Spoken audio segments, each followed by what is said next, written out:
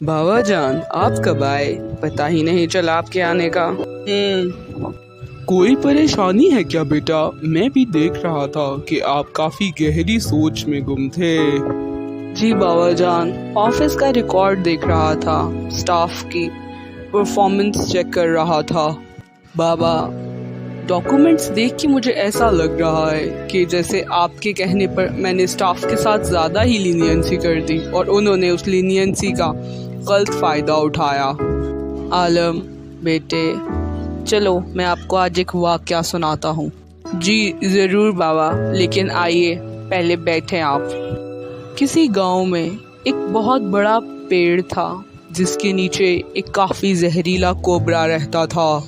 लोगों में उस सांप की काफी दहशत थी कि वो सांप दरख्त के पास आने वालों को डस लेता है और काफी जहरीला है। दरख्त भी गांव के दरमियान एक चौराहे पर था, लेकिन मजाल है कि कोई बच्चा या बड़ा गलती से भी उस दरख्त के करीब चला जाए। सांप भी अक्सर रास्ते से गुजरने वाले या उससे छेड़छाड़ करने वाले लोगों को डस लिया करता था। सांप के जहर की वजह से कई लोगों की मौत भी हो चुकी थी। एक रोज एक नेक बुजुर्ग का उस गांव से गुजर हुआ। काफी चलने और सफर की थकावट की वजह से उस बुजुर्ग ने उस घने दरख्त की छांव में आराम करने का सोचा जहां सांप रहता था।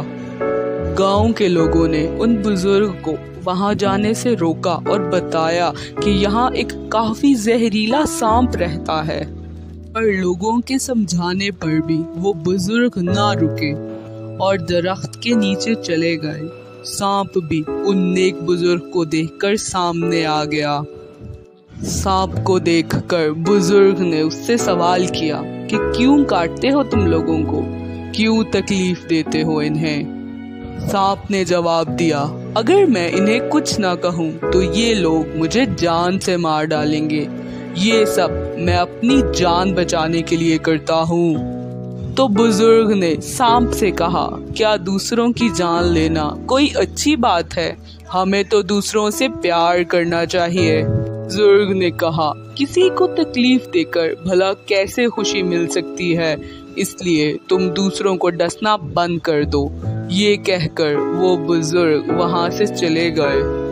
उन बुजुर्ग आदमी की बात का सांप के दिल पर बहुत गहरा असर हुआ और उसने ये फैसला कर लिया कि आज के बाद वो किसी को नहीं डसेगा। लेकिन सांप की इस अच्छाई का उल्टा असर हुआ। लोगों ने जब देखा कि अब ये सांप किसी को नहीं डस रहा, तो उन्होंने उस सांप से डरना छोड़ दिया। वो जो कभी उसको देखते ही डरकर भाग जाते थे, अब उसे इजी लेने लगे थे, उसे तंग करने लगे। अब तो गांव के बच्चे भी उससे नहीं डरते थे। वो भी कभी उसे रस्सी से बांध लेते और पूरे गांव की गलियों में उसे घुमाते घसीटते भागते रहते। बच्चे कभी सांप को छड़ी से मारते।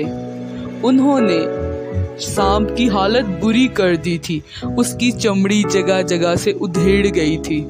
इंसानों के इस रवैये से सांप बहुत दुखी था।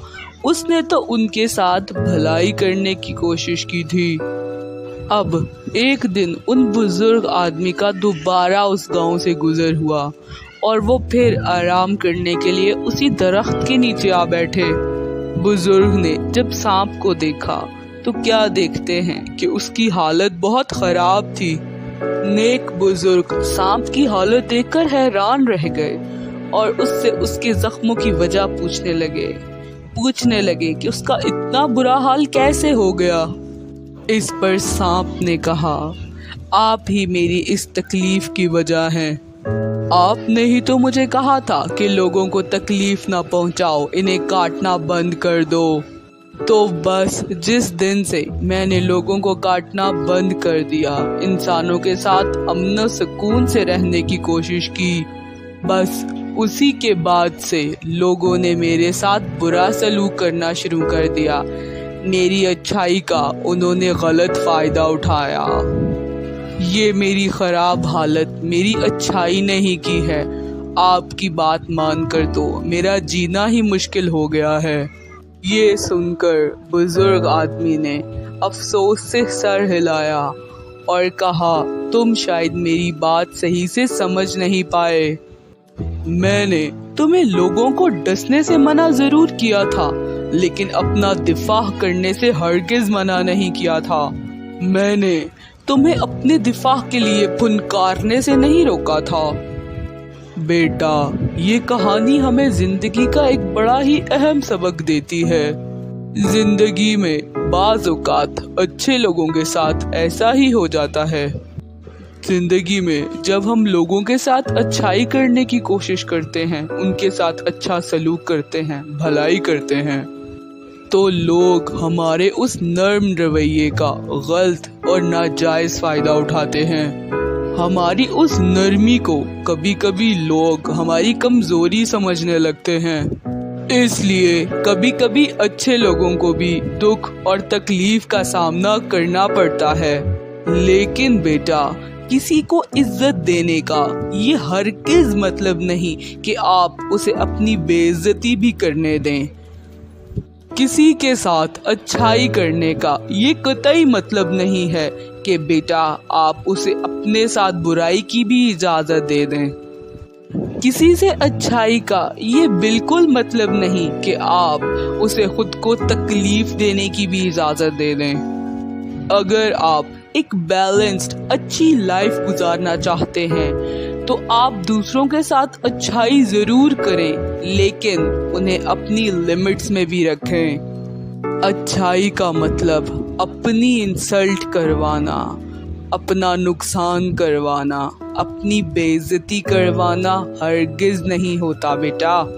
कभी भी किसी को भी लाइंस क्रॉस मत करने दें।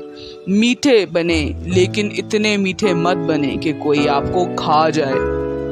हालात के मुताबिक इंसान को कभी कड़वा भी बनना आना चाहिए। बस इस बात का ख्याल जरूर रखना है कि कोई भी लाइन क्रॉस ना करे, लोग डिसिप्लिन में रहें, कोई भी आपको इजी ना ले। लोगों की बात जरूर सुनो, लेकिन कभी भी अपनी आवाज को दबने मत दो।